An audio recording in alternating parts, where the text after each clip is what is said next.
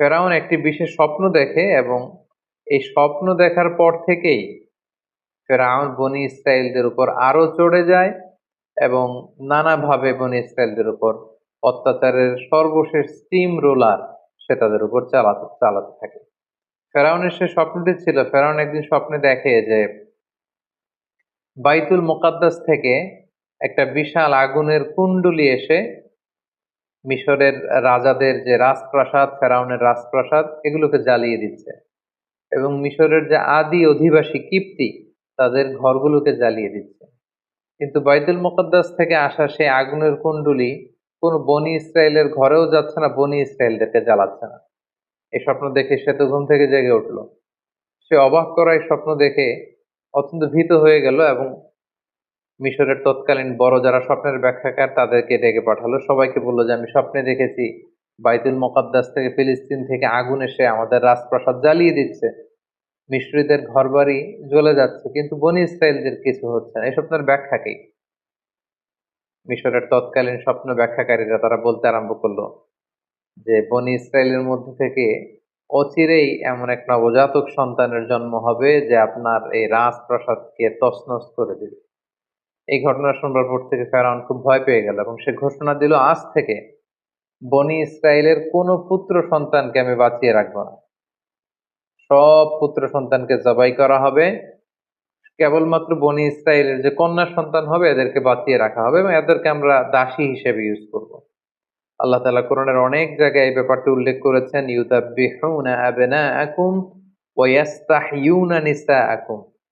তারা বনি ইসরায়েলের পুত্র সন্তানদেরকে জবাই করে ফেলতো, একেবারে লিটারেলি জবাই করে ফেলতো, স্লটার করে ফেলতো, এবং বনি ইসরায়েলের যে কন্যা সন্তান তাদেরকে তারা জীবিত রাখতো।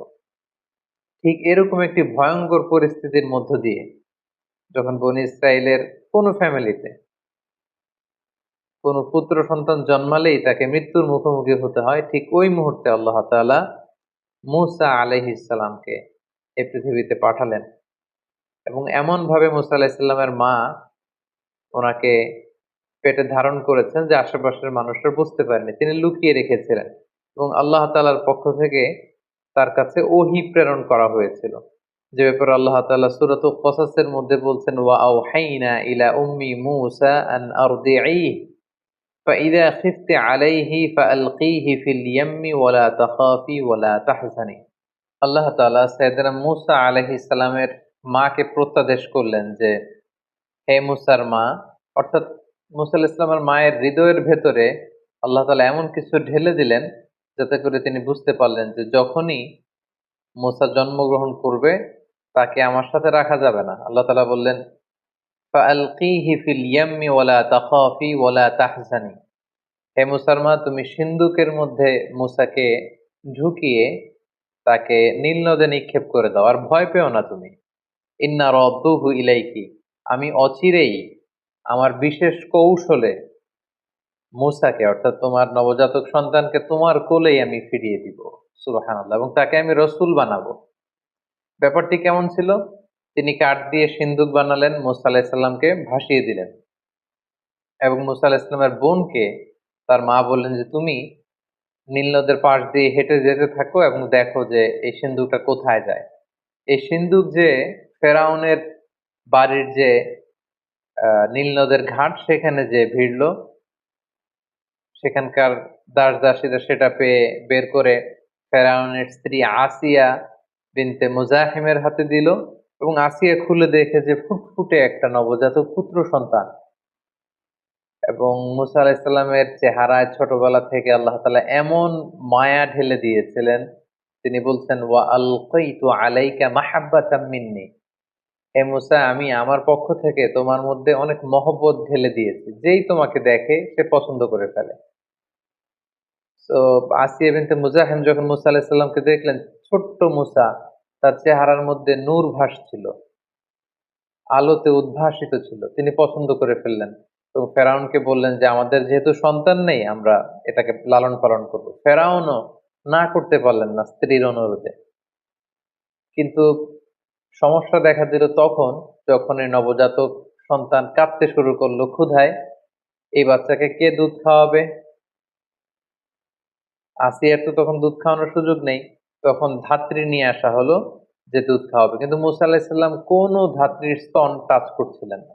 যত মহিলাকে আনানো হয় রাজপ্রাসাদে দুধ খাওয়ানোর জন্য, তিনি কারো কাছ থেকে দুধ খাচ্ছেন না। দূর থেকে কিন্তু মুসা আলাহিসাল্লামের বোন দূর থেকে পুরো ঘটনাটি পর্যবেক্ষণ করছিল। এই পরিস্থিতি দেখে সে রাজপ্রাসাদে যেয়ে বলল যে আমার সন্ধানে এমন একজন ধাত্রী আছে, এই শিশু নিশ্চয়ই সে ধাত্রীর স্তন থেকে দুধ পান করবে।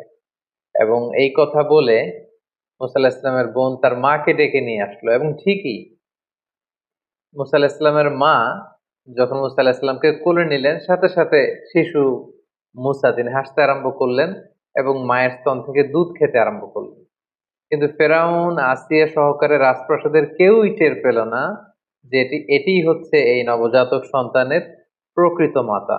আল্লাহ তাআলা বললেন, ওয়া হাররামনা আলাইহিল মারাদিআ মিন ক্বাবলু ফাকালাত হাল আদুল্লুকুম আলা আহলি বাইতি ইয়াকফুলুনাহু লাকুম ওয়া হুম লাহু নাসিহুন। পুরো বিষয়টি আল্লাহ তুলে ধরলেন এবং আল্লাহ তাআলা বললেন, ফারাদাদনাহু ইলা উম্মিহি কাই তাকাররা আইনুহা ওয়া লা তাহজান।